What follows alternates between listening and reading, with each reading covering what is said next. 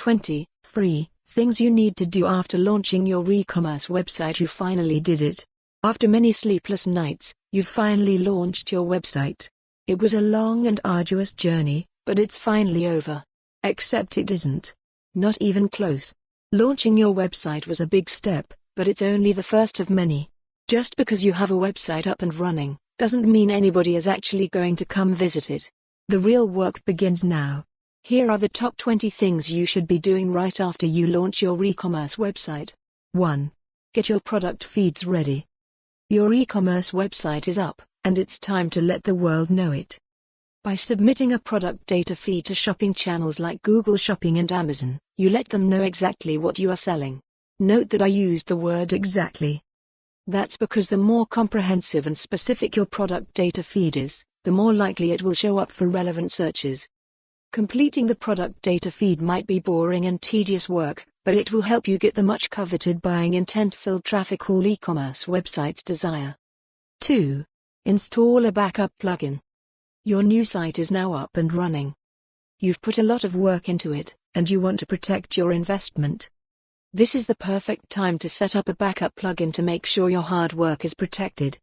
In a world full of server crashes and security breaches, a plugin that creates regular backups can give you some invaluable peace of mind that your site can easily be restored in case anything goes wrong. It's just the smart thing to do. 3. Set up your XML sitemap file. Everybody publishing a website wants to be seen, and creating a sitemap.xml file will help to ensure that yours is.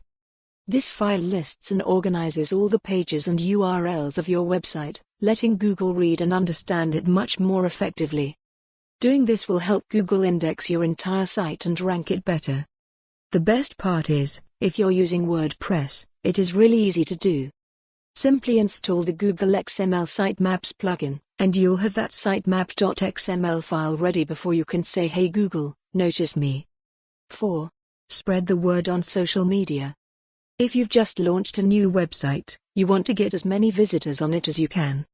One of the simplest ways to do that is simply to promote your website on social media. Facebook, Twitter, and Instagram all boast users in the millions. Take advantage of that audience by promoting your site on these platforms as much as you can. Let your Facebook friends and Twitter and Instagram followers know that you've got something new that they might find of value. It just makes sense. 5. Set up your website's social media accounts. It's one thing to promote your website on your social media accounts, it's an entirely different thing to create social media accounts for it. A well-curated social media account. For more on this story, visit the news article link.